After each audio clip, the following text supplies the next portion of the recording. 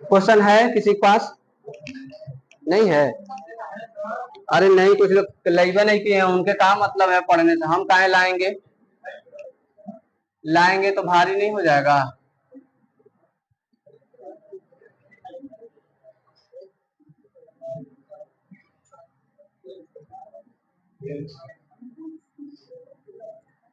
कह रहा यक्ष का क्या करिए, मान ज्ञात करिए। अब एक कंसेप्ट है, यही याद रख लीजिए इस कंसेप्ट को। बतिया रहे हैं आप लोग, ध्यान नहीं दे रहे हैं। जब पढ़ाते हैं तभी ध्यान देते हैं। आप लोग प्रैक्टिस सेट अपना लाते नहीं है। फिगर बनाइए तुरंत।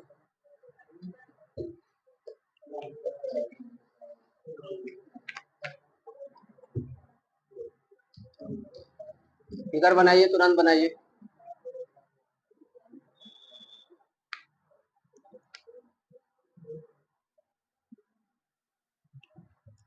चलिए आगे बढ़े। अब थोड़ा सा इसमें कुछ बातें आपको याद दिलाते हैं। जैसे मान लीजिए हमारे पास यह त्रिभुज है, ठीक? यहाँ ध्यान दीजिए, हमारे पास यह त्रिभुज है। इस त्रिभुज की ये वाली लाइन हम आगे बढ़ा दें तो एक कोण यहां बन रहा है जिसको अंतः कोण कहते हैं। अंतः कोण कहते हैं। एक कोण यहां बन रहा है जिसको बहिष्य कोण कहते हैं। कौन सा कोण कहते हैं? बहिष्य। इसी त्रिभुज को हम ऐसे आगे इसको बढ़ा दें, ये कौन सा कोण होगा? कौन सा कोण होगा? और ये वाला?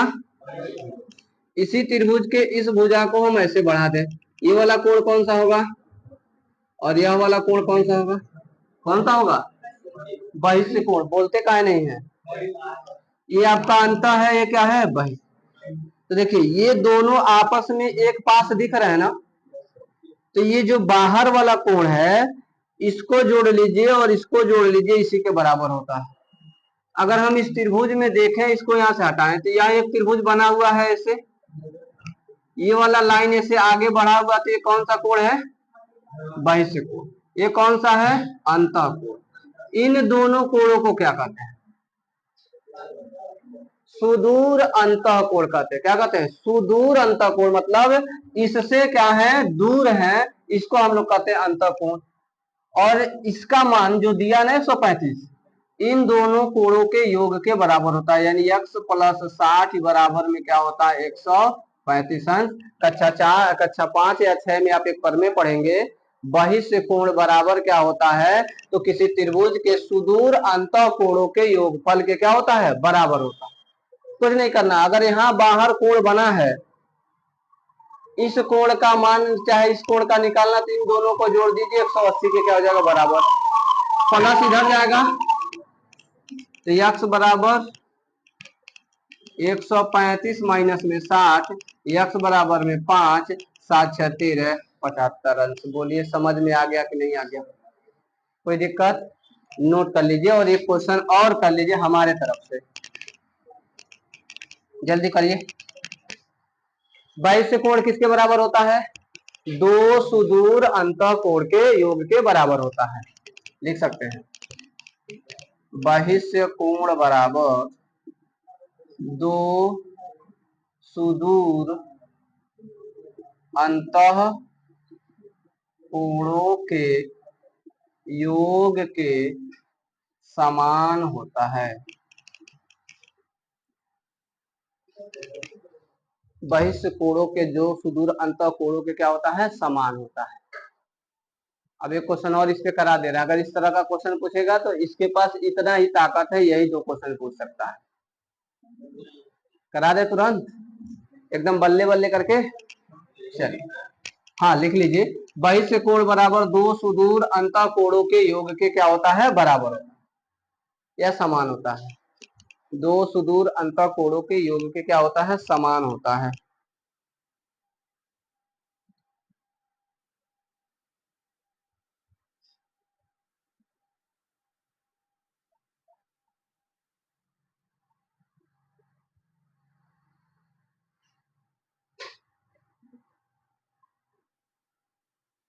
एक 141 नंबर का आंसर कितना लगा है?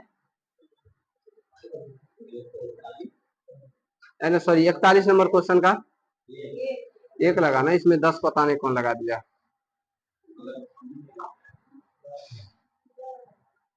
चले आगे बढ़े। इसमें एक क्वेश्चन और बनता है, बता दे कैसे बनता है, ध्यान दीजिए।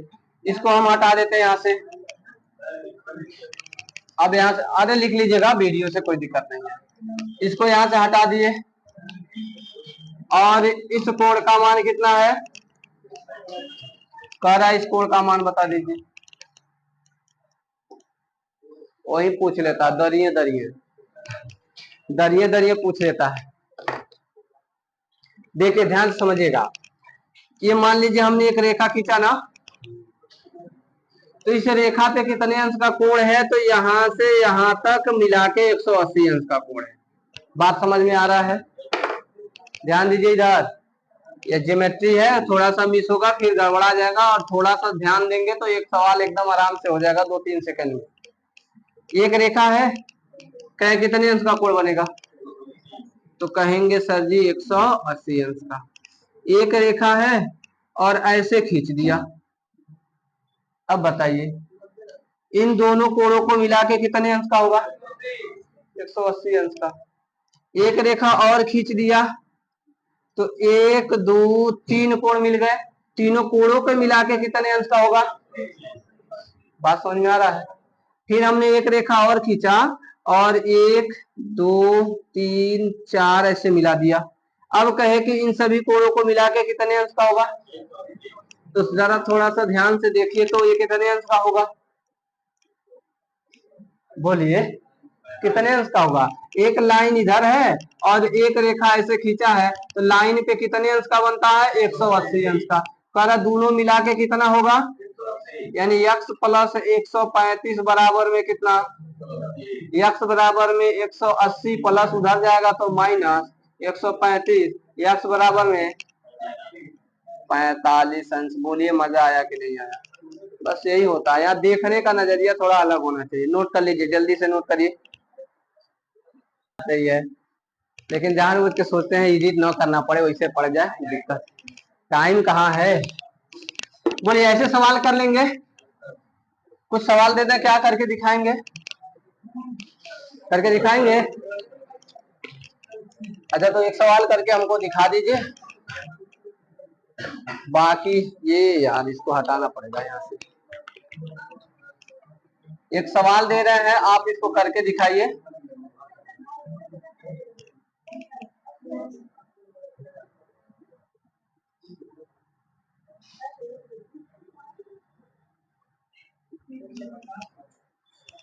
प्रश्न और क्वेश्चन मार्क के जगह कितना कितना लिखा जाएगा।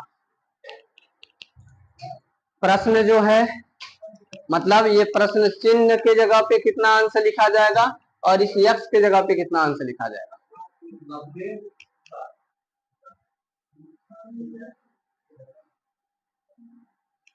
लगाइए 90 और 30, वहां पे 30 रहेगा। और यक्ष के जगह पे 60 होगा और क्वेश्चन मार्क के जगह 90 होगा। और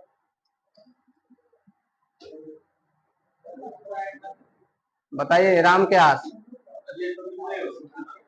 क्वेश्चन मार्क की जगह 120 भी आंसर आ रहा है। चलिए, और यक्ष की जगह 60 भी आ रहा है। और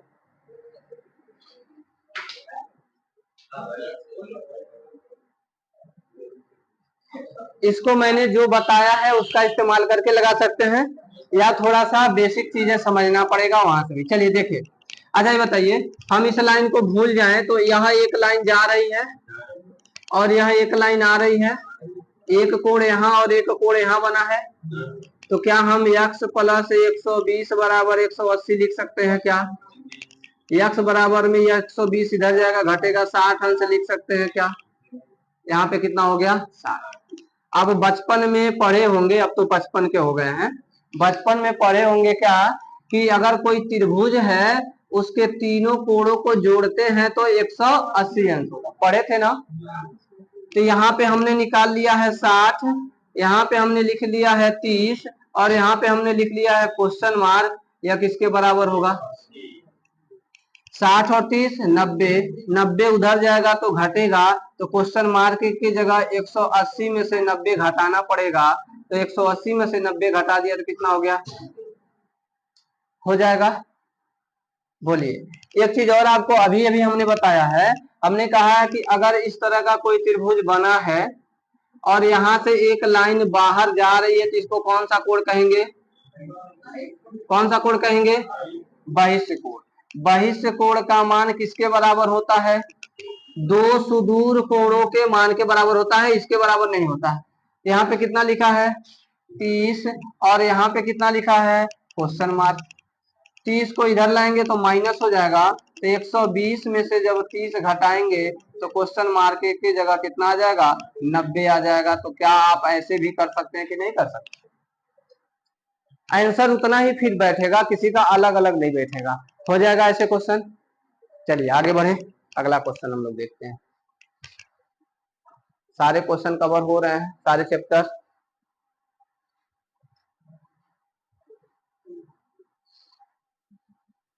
हो जाएगा ना? कर लेंगे ना ऐसे क्वेश्चन? नोट कर रहे हैं क्या? अभी नोट कर लीजिए, नोट कर लीजिए। बोलिए संदेश चौहान, हो जाएगा इस बार? अग्निवीर फाइनल है ना? मान लें? अच्छा कितने लोग निकाल देंगे इस बार? हाथ उठाए तो ईमानदारी से। अरे इतना तो कॉन्फिडेंस होना चाहिए भैया, निकले चाहे ना निकले सबसे पहले हम ही रहेंगे। हाथ उठाने में क्या जाता? हाथ उठाए ना, भगवान ऊपर से कहता था इस बार कल्याण हो।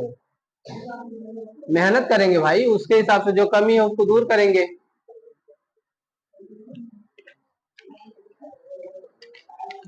किताब का सहारा लीजिए, किताब का सहारा। सबके पास किताब है ना? ईमानदारी से एकदम मोबाइल के चक्कर में मत पड़िएगा। जो चीजें आप नहीं पढ़े हैं उसको पढ़िए, नोट्स बनाइए और फिर रिवीजन करिए, जितनी बार करिए। किताब कॉपी का इस्तेमाल ज्यादा करिए। चलिए अगला क्वेश्चन है। अच्छा इसको हम समझा दें।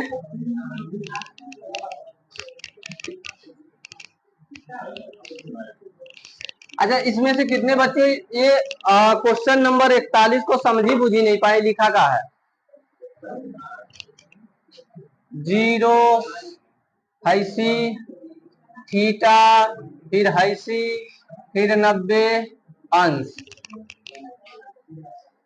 कितने बच्चे इस बात को समझ ही नहीं पाए? ये लिखा क्या है भाई? ईमानदारी साथ उठाए। जो लोग नहीं हाथ उठा रहे उन्हीं से पूछेंगे। अब खड़ा कर रहे हैं। कितने लोग ये समझ पाए हैं कि ये लिखा क्या है?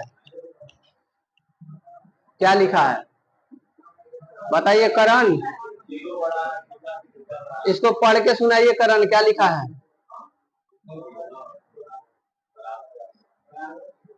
अरे इसका मतलब क्या है इसको बताइए।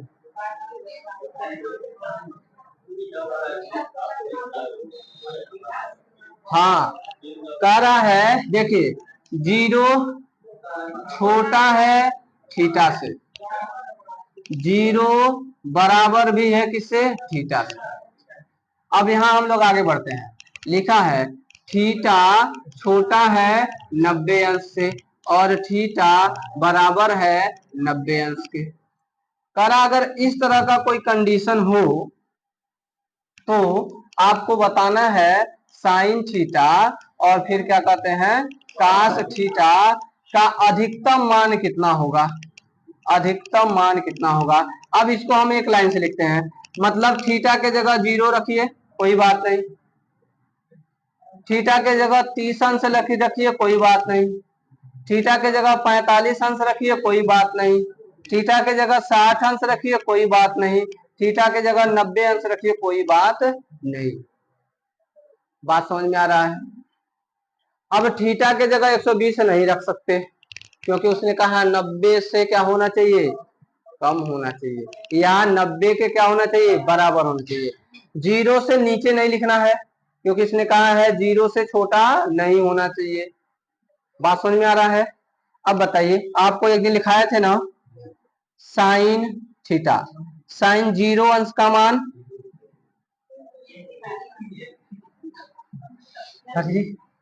इतना गड़बड़ मत बोलिए।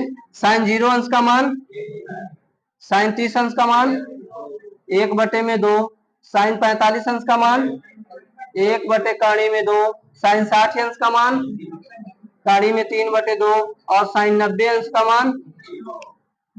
फिर कहता है कास थीटा, मतलब थीटा के जगह 0 रखिए, तो कास 0 का मान 0, उल्टा उधर से लिखते चले आइए।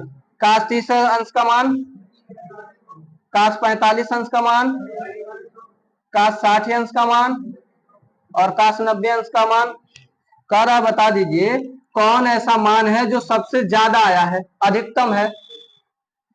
तो साइन 0 पे 1 सबसे ज्यादा आता है और कास 90 पे 1 सबसे ज्यादा आता है। 1/2 का मतलब 10/5, 1/2 का मतलब 1 से भी कम है, ये भी 1 से भी क्या है, कम है, ये सब 1 से कम है। अधिकतम कितना होगा, 1 होगा। तो आंसर दे देना, यही तो याद करना था आप लोगों को। कर लेंगे ऐसे क्वेश्चन। ये दोनों डाटा नोट करिए, कितनी बार पूछ चुका है आपके सेट में। 2 ही से काटे, चलिए आपकी मर्जी, 2 से काटते हैं।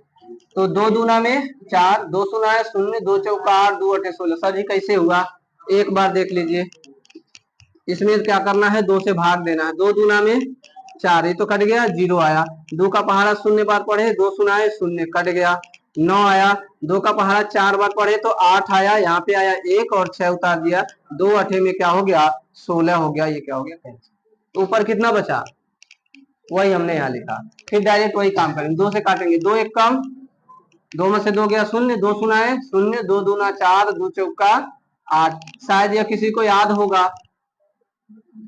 कौन याद किया है क्या। ये किसका वर्ग है, 10 24 किसका वर्ग है, 32 का वर्ग कितना होता है, 32 का वर्ग कितना होता है, 1024 होता है क्या। ठीक है, अगर याद है तो हम इसको डायरेक्ट 32 से काट देंगे, तो कितनी बार में कटेगा, 32 बार में। और 32 से काट देंगे तो कितनी बार में कटेगा, 1। अब इसको छोटा करना आसान है कि नहीं है, कर लीजिए। 2 2 गुणे 2 गुणे में 32 को हम क्या लिखते हैं, 2 दूना 4 दूना 8 दूना 16 दूना 32। इस 32 को क्या लिखते हैं, 2 दूना 4 दूना 8 दूना 16 दूना 32। लिख देते हैं कि नहीं लिख देते हैं। लेकिन अब आपको यह याद रहेगा तब ना। अब कितने का जोड़ा बनाना है, 1 2 3 4, 4 जोड़ा बना, 2 2 का। एक तो यहाँ से 2, एक से यहाँ से 2, एक तो यहाँ से और एक यहाँ से, मतलब यहाँ से 1, यहाँ से 1, यहाँ से 1 और यहाँ से 1। 2 दूना 4 दूना 8 दूना 16। आंसर कितना आ जाएगा, आया था 16। अच्छा, कुछ लोग कहे सर जी बहुत गड़बड़ जाते हैं, हम नहीं करेंगे ऐसा। आप ऐसा अगर बता देंगे तो माँ कसम हम छू नहीं सकते सवाल। हाँ, कुछ लोग हैं ऐसे बैठे हुए हैं, वो एकदम पूरा मुट्ठी बांध के बैठे हैं, खोलबे नहीं करेंगे हम अपना मुट्ठी, एकदम मम्मी कसम खा के बैठे।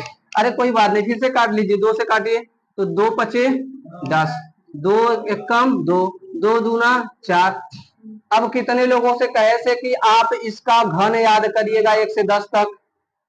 512 किसका घन होता है, 512 को जब 8 से काटेंगे तो 64 बार में कटेगा, 8 से काटेंगे तो 8 बार में कटेगा और 8 से काटेंगे 1 बार में कटेगा, बस। अरे भाई 32 वाला कठिन लग रहा था तो 512 याद किए कि नहीं याद किए, 1 से 10 तक वर्ग घन, वो हो जाएगा। अब यहाँ से हल करिए तो बताइए, इसमें से एक जोड़ा बाहर आ जाएगा। 8 को क्या आप लिख सकते हैं, 2 दूना 4 दूना 8। इसमें से एक जोड़ा बाहर निकाल सकते हैं, इसमें से भी एक जोड़ा बाहर निकाल सकते हैं, या 8 3 बार है, एक तो बाहर निकाल लीजिए, 8 दूना 16। तो आपको फास्ट करने के लिए थोड़ा सा घर पे मेहनत करना पड़ेगा, हो जाएगा। चलिए आगे बढ़ते हैं।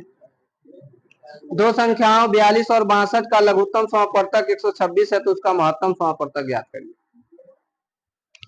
लिख लीजिए, जिनको ये लिखना है वो लिख सकते हैं। लिख रहे हैं, अरे ससियो इसे पूछ रही है, घबराइए नहीं। इसको थोड़ा सा रोक लें, बतिया रहे ना, इसलिए हम आगे बढ़कर कह रहा है। दो संख्याएं 42 और 62, ध्यान रखिए, दो संख्याएं 42 और 62 का क्या दिया है, लॉसो बराबर में 100। दो संख्याएं कौन कौन सी, इधर देखिए, अगर कल प्रैक्टिस सेट में इस टाइप का क्वेश्चन आएगा जरूर, अगर जिसका जिसका नहीं लगा तो थपेड़ लगेगा, थपेड़ समझते हैं ना, हाँ थप्पड़ लगेगा बढ़िया से।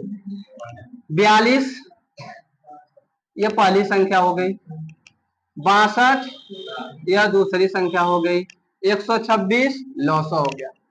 एक छोटा सा फार्मूला याद रखना है, पहली संख्या गुणे दूसरी संख्या बराबर लॉसो गुणे में क्या, मौस। ये कल सबको याद होना चाहिए, पहली संख्या गुणे दूसरी संख्या बराबर लॉसो गुणे मौसो।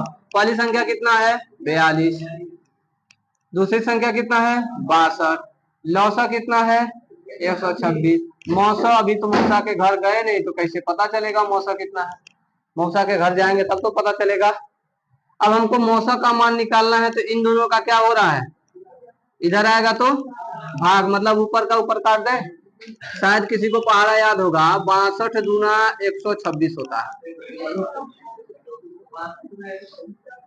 अच्छा 124 होता है, हमको लगा 126 होता है, ध्यान रखना। ठीक है 42 तिहाई कितना होता है, इसको काट देंगे, होशियार हो गए आप लोग। ठीक है सर जी को भरमाने से भरमेंगे नहीं। ये क्या हो जाएगा 62 बटे में कितना 3, यह हमारा क्या हो जाएगा मौसम। यही आया क्या, क्या रहा है 21 आ रहा है, इसका मतलब ये 62 नहीं ये 63 है, ये 62 नहीं उसमें पेपर में मिसप्रिंट है 63 है, तो ये काटेंगे तो क्या हो जाएगा 21 आ जाएगा मौसम। इतना आपको दिमाग लगाना पड़ेगा भाई, वो भी गलती कर सकता है, इंसान है। ठीक है नोट करिए जल्दी, लौसा गुणे मौसा बराबर से हम उम्मीद करेंगे आंसर मिल जाए। कह रहा है चीनी के मूल्य में 50% की वृद्धि होती है, वृद्धि कितने प्रतिशत की, 50। मतलब अगर 50 रुपया किलो चीनी है तो उसका मूल्य 50% क्या हो जा रहा है, बढ़ जा रहा है। तो हम कितना कम खाएं कि हमारे खपत पे कोई परिवर्तन न पड़े। जैसे नहीं होता है, आप लोग बाजार जाते हैं ना, तो पापा घर से पैसा जोड़ के दिए 20 रुपया किलो आलू, आज जैसे बाजार में पहुंचे 25 रुपया किलो आलू, तो आप क्या करते हैं 5 रुपया अपने लग से लगाते हैं, कहते हैं 20 रुपया का लुइया दो, तो क्या वो 1 किलो देता है, अरे 1 किलो वाला हटा के कुछ कम करके रख देता है, लेकिन 20 रुपया का दे देता है कि नहीं दे देता। तो आपके खर्च में कोई परिवर्तन आया, पापा 20 रुपया कहे थे खर्चा करने के लिए, आप 20 रुपया खर्चा किए, भले से अलुइया कम में लाए, कोनो मतलब नहीं है। तो सेम कंडीशन वही है, चीनी का दाम बढ़ गया तो आपका खपत में कोई परिवर्तन नहीं होना चाहिए, वही कर रहा है। बताइए सवाल कैसे लगेगा, ध्यान रखिए इसको लाइन से, इसी सवाल में प्रश्न का आंसर छुपा हुआ। देखिए इधर वृद्धि कितने का हुआ है 50% का ना, तो 50% कहाँ लिखिए ऊपर लिखिए, बटे में वृद्धि हुआ है तो 100 में क्या कर दीजिए इसी 50 को जोड़ दीजिए और गुणा कर दीजिए किससे 100 से, बस हो जाएगा आपका आंसर। कोई फार्मूला याद करने की जरूरत नहीं है, यह हमारा निकल जाएगा कमी प्रतिशत। कमी प्रतिशत क्या हो जाएगा खपत में, निकल जाएगा डायरेक्ट। देखिए लास्ट में पूछा ना कितने का कमी, अगर यही कहता कि यहाँ कमी हुआ है तो कुछ नहीं करना है, प्रतिशत ऊपर रहता 100 में से उसको घटा देते आंसर आ जाता। हल करेंगे 50 बटे में क्या हो जाएगा 150 गुणे में कितना 100, शायद एक शून्य से एक शून्य कटेगा, 5 तिहाई 15, 100 बटे में क्या होता है 3, आई डाटा एकदम रट लीजिए, 100 बटे 3 का मतलब 33 सही 1/3%, ये तो रटा होना चाहिए आपका। ठीक है फार्मूला क्या होता है, हम लोग कहते हैं कमी खपत में कमी प्रतिशत बराबर यक्स प्रतिशत में बटे में 100 प्लस माइनस यक्स प्रतिशत में गुणे में क्या 100, यही लिखते हैं फार्मूला। अगर कम रहेगा तो माइनस करेंगे, अधिक रहेगा तो प्लस करेंगे, पीछे वाला नहीं देखेंगे उसके साथ वाला देखेंगे।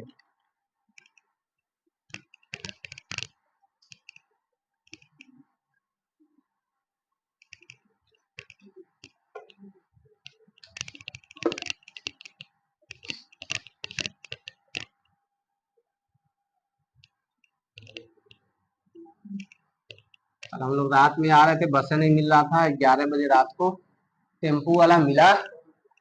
अब टेम्पू पे बैठने में डर लगा, और जैसे हम लोग बैठे टेम्पू चालू हुआ, ऐसा गाना लगा, कहीं भैया तू गाना बंद कर था। जिंदगी के तलाश में हम मौत के कितने पास आ गए।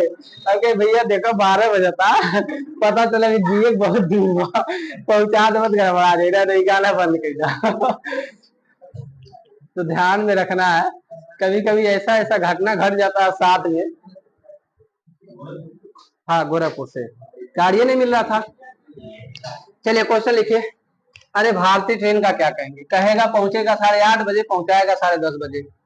एक वस्तु को 5,500 में बेचने पर 10% का लाभ होता है। क परसेंट का लाभ? 10% का लाभ। 10% का मतलब 1/10, यही ना हुआ। अरे 10/100, 1 शून्य से 1 शून्य कट जाएगा, 1/10। ये 10 रुपया क्या है? क्रय मूल्य। विक्रय मूल्य कितना होगा? 10 और 1 11, यही तो होगा। प्रश्न में क्रय मूल्य दिया है कि विक्रय मूल्य दिया है कि लाभ दिया है? विक्रय मूल्य दिया है ना। यहाँ पे विक्रय मूल्य कितना आया? यहाँ पे विक्रय मूल्य कितना आया है? 11। बंद हो गया क्या? नहीं चल रहा, चलिए। यहाँ पे विक्रय मूल्य कितना दिया है? 11 का मान। प्रश्न में विक्रय मूल्य कितना दिया है? यही तो। 11 से 11 5 बार में काटेंगे 500। कह रहा हमको क्रय मूल्य बता दीजिए, तो 10 का मान निकालना है, तो गुणा कर देंगे तो कितना हो जाएगा? 5,000। बोले ऐसे कर सकते हैं, या मैंने आपको काफी बताया था क्या? विक्रय मूल्य बराबर क्या होता है? क्रय मूल्य गुणे 100 धन में लाभ बटे में। विक्रय मूल्य कितना है? 5,500। क्रय मूल्य हमको कहाँ पता है, वो तो बताना है।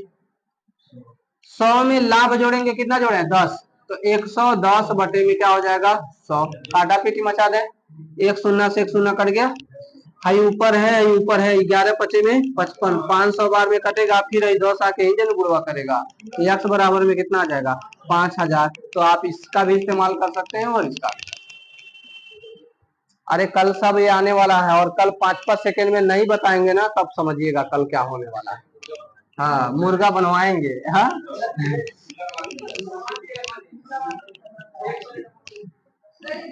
राम राम राम। अभी कल ही बकरीद बीतल है, तो आज मुर्गा बनवाए के टेंशन।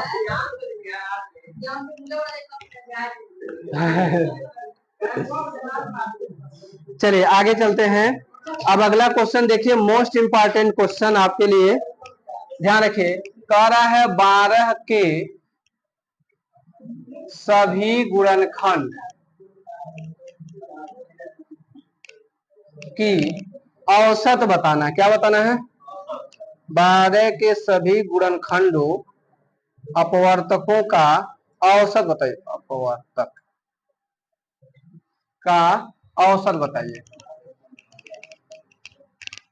12 लिखा है, इसको बेसिक से हम लोग कर लेते हैं। कल इस तरह के बहुत से क्वेश्चन आएंगे, उसको आपको ठीक से भी बताएंगे। 12 के सभी गुणनखंड, तो जरा खूब प्रेम से बताइए 12 के कितने गुणनखंड होंगे? 12 किससे किससे कटेगा? तो क्या 12 बेचारा 1 से कटेगा? क्या 12 बेचारा 2 से कटेगा? क्या 12 बेचारा 3 से कटेगा? क्या 4 से कटेगा? क्या 6 से कटेगा? क्या 12 से कटेगा? और कौनों से कटेगा 12? तो 12 के कितने गुणनखंड मिले? 1 2 3 4 5 6। जरा खूब प्रेम से बताइए, औसत बराबर क्या होता है? कुल संख्याओं का योग बटे में कुल संख्या।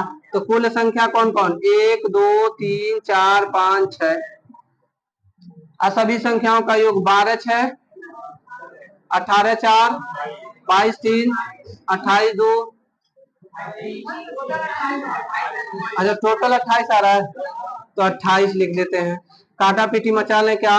2 से काटेंगे 14 दूना 28, और 2 से काटेंगे 3 बार में, और 14 में अब 3 से भाग दे दीजिए, तो 3 चौके में क्या हो जाएगा? 12। यहाँ से आया 2, दशमलव बढ़ा के 0, 3 छके 18, 4.666 कुछ लगभग आएगा।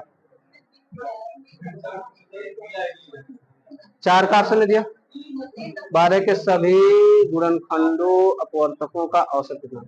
ये अभाज्य नहीं लिखा है, बोले कहीं गलती हुआ क्या जोड़ेंगे। 12 6 18, 18 4 22 23 25 26 27 28, 28 बटे में 1 2 3 4 5 6।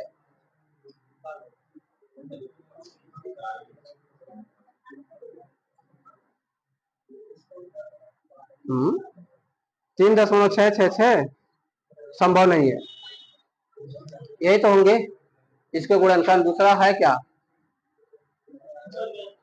तो? नहीं, अब देखिए इसमें 3 टाइप का क्वेश्चन बनता ना। सभी गुणनखंडों का औसत निकालिए पहला। दूसरा कहता है सभी अभाज्य गुणनखंडों के योगफल का औसत बताइए ये, या सभी सम गुणनखंडों का औसत बताइए ये। हो सकता है इसमें से या तो अभाज्य या तो सम वाला पूछ दिया हो, ये छोड़ दिया हो बीच में। ठीक है, इसको हम देख लेंगे कल, आपको एक बार फिर से कंफर्म कर लेंगे ना। चलिए, बाकी तो ये तरीका है, आप कर सकते हैं।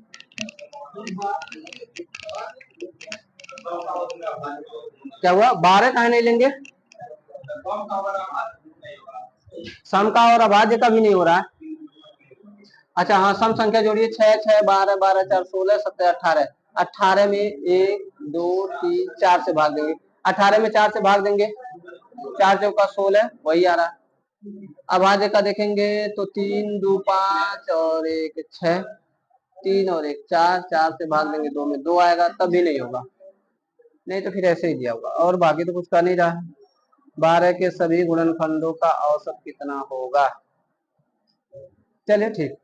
47 नंबर क्वेश्चन, एक फौजी अफसर अपने 230 सैनिकों को एक ठोस वर्ग में खड़ा करना चाहता है।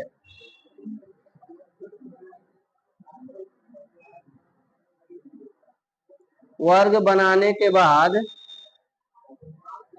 5 सैनिक बच जाते हैं, अगली पंक्ति में कितने सैनिक होंगे। कैसे लगेगा,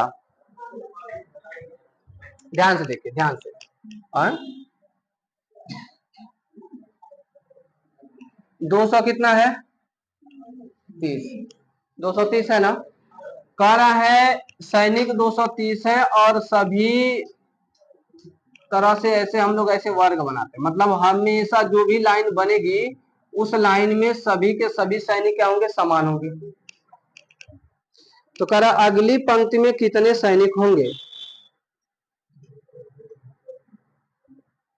कितने पंक्ति कितने सैनिक होंगे अगली अच्छा मतलब सबसे पहले वाले पंक्ति में कह रहा इसमें कितने बैठ जाएंगे, कुछ नहीं करना, वर्ग है ना, इसका वर्गमूल निकालिए। आप जानते हैं 15 गुणे 15 करेंगे कितना हो जाएगा, 225 हो जाएगा। 5 बची जा रहे हैं, इसका मतलब 225 लोगों को वर्ग बनाया होगा, यानी एक पंक्ति में कितने लोग, 15। कुछ नहीं करना, जब भी वर्ग में बैठाने की बात कहे उसका वर्गमूल निकाल लीजिए।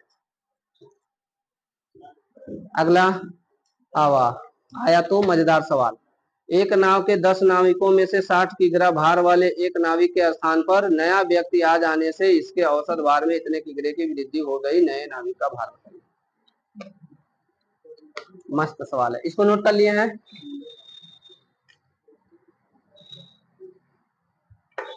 इसी को पेपर को ले जा करके ना, ये क्या करे, इससे कठिन कुछ पूछता नहीं है तो इसे कठिन का पढ़ाएं। कह रहा है एक नाव के 10 नाविकों में से 60 किग्रा भार वाले एक नाविक के स्थान पर, ध्यान से समझिएगा, एक नाव है, नाव में संख्या कितनी है, संख्या है 10। क्या हुआ भाई, मार्कर चल नहीं रहा है, संख्या कितना है 10। कह रहा है 60 किग्रा भार वाले एक नाविक के स्थान पर एक नया व्यक्ति आ जाने से इनके औसत भार में 2 किग्रा की वृद्धि हो गई। अच्छा ये बताइए संख्या कितना है 10, औसत कितना है, औसत कितना है, नहीं है, हमने मान लिया यक्स। अब बताइए योग बराबर क्या होता है, औसत गुणे संख्या। 10 लोग थे, यक्स औसत था, तो 10 यक्स इसका तो टोटल योग हो गया कि नहीं हो गया। फिर से क्या कर रहा है, कह रहा है कि ध्यान समझिएगा, इनके औसत भार में 2 किग्रा की वृद्धि हो गई। औसत कितना बढ़ गया? औसत बढ़ गया, पहले यक्स था 2 बढ़ गया, यक्स था कितना बढ़ गया? 2 बढ़ गया। अब बताइए, कह रहा किसके जगह पे? कह रहा 60 किलो का आदमी यहाँ से निकल गया और उसके जगह पे कौन आदमी क्या हो गया? वहां पे आ गया, यही तो कह रहा है। तो जो हमारा योग होगा, योग होगा, तो योग क्या हो जाएगा? यक्स प्लस में 2 और गुणे में क्या कर दें? 10। तो क्या हो गया? 10 यक्स प्लस में, यही तो हो गया। अब ध्यान रखिए, यहाँ पे योग कितना था? 10 प्लस में बराबर, यहाँ पे योग कितना आया? 10 यक्स प्लस में 20, ये तो आया। कह रहा है यहाँ 10 यक्स था, योग था, इसमें से 60 किलो का एक व्यक्ति क्या हो गया? निकल गया, और यहाँ पे कुछ आ गया, कितना आया? 60, 40, 60, 70, हाँ ठीक है, 60 किलो वाला इसमें से क्या हो गया है? निकल गया है। आज जो आया है तो इसमें क्या हो गया? इसमें आ गया, तो उसका इतना योग हो गया ना, ये माइनस उधर जाएगा तो प्लस हो जाएगा, डायरेक्ट आप लिख सकते हैं। 80 केजी नहीं दिया क्या इसका आंसर? 80 केजी तो आएगा, 60 किलो वाला आया और उतना बढ़ गया। ध्यान रखिएगा, और इसको हम लोग एकदम तरीके से लगा सकते हैं। कितनी संख्या है? 10 है। औसत कितना बढ़ा? 2, तो 10 दूना 20, 20 बढ़ गया ना, किसके कारण? 60 के जाने के कारण और कुछ के आने के कारण। तो 60 गया, जो गया है उसी को इसी में जोड़ दीजिए, 60 और 20 80। दिमाग लगाना पड़ेगा थोड़ा सा। चलिए 48 नंबर देख लिया जाए। हाँ ये वाला मस्त है, ये हो जाएगा ना, कर लेंगे आप लोग। अरे कल प्रैक्टिस में से सारी चीजें फिर आएंगी, घबराइए नहीं। हाँ क्या हुआ? क्या कर रहे हैं? अरे यहाँ पे रिकॉर्ड है, ठीक है, थोड़ा सा भगा वीडियो देख लीजिएगा वहां पे। ए स्टार बी स्टार लिखा है सी बराबर में ए स्टार बी स्टार सी। कह रहा है कौन सा नियम है? संबरक नियम है, क्रम विनिमय नियम है, साहचर्य नियम है, या निरसन नियम? कौन सा? इसमें साहचर्य नियम है, कैसे पता चला? हाँ ध्यान रखिए, एक नियम आता है क्रम विनिमय नियम, क्रम विनिमय नियम। इसमें क्या होता है, अगर हमारे पास a प्लस में b है बराबर में b प्लस में क्या हो जाए a। तो देखिए a था, b जोड़ा था, और b में a जोड़ दिया, दोनों का मान बराबर हो गया। इसको हम लोग कहते हैं योग का क्रम विनिमय नियम। क्या कहते हैं? योग का क्रम विनिमय नियम। एक और चीज देखते हैं, ध्यान समझिएगा, a प्लस में b प्लस में c, इसको हम लिख सकते हैं क्या? a प्लस में b प्लस में c। देख लीजिए a प्लस b प्लस में c, यहाँ लिखा a पहले लिखा कोष्टक के अंदर b प्लस c, इसमें भी क्रम विनिमय हुआ ना, लेकिन कितने पदों में हुआ? 3 पदों में हो गया। इसको भी हम लोग क्रम विनिमय नियम कहेंगे, या योग का साहचर्य नियम इसको कह सकते हैं। साहचर्य का मतलब 3 पद होना चाहिए, एक पद का इधर उधर करने के बाद मान वही आना चाहिए।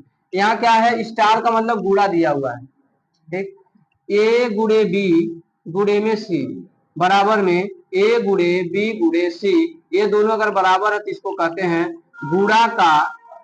गुणा का साहचर्य नियम। अब समझिए इसको, 2 गुणे 3 गुणे 4 लिख दें, क्या होगा? 4 3 12 दूना 24। और इसी सवाल को हम ऐसे लिख दें, क्या? 2 गुणे 3 और गुणे में क्या लिख दें? 4। तो 2 3 6 गुणे में 4 बराबर में क्या? 24। मान बराबर आ रहा है ना। तो गुणा के फॉर्म में चलता है तो गुणा का साहचर्य नियम, जोड़ के फॉर्म में चलेगा तो जोड़ का साहचर्य नियम। साहचर्य नियम में 3 पद होगा, क्रम विनिमय नियम में 2 पद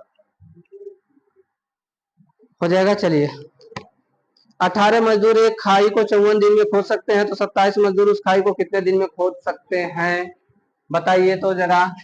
आपको याद है M1 D1 बराबर M2 D2, याद है? कितने आदमी? सरकार 2 और तुम 3। बहुत बड़ी नाइंसाफी है। कितने आदमी? अरे प्रश्नवा में बोलिए ना, चले गए कहा शोले देखने। कितने आदमी? 18। कितने दिन में? 54 दिन में। बराबर कितने आदमी? 27 आदमी। कितने दिन में? नहीं पता। 27 दूना 54 होता क्या? 18 दूना 36 होता क्या? 36। D2 बोलिए कितनी बार प्रश्न आपको कराया गया? 36 दिन में क्या हो जाएगा? समाप्त हो जाएगा। आज के लिए बस इतना ही। आप लोग चैनल को सब्सक्राइब कर दिया करिए और कल हम लोग लाइव चलेंगे इस पे। हाँ, बेल आइकन नहीं दबाएंगे? अरे दबा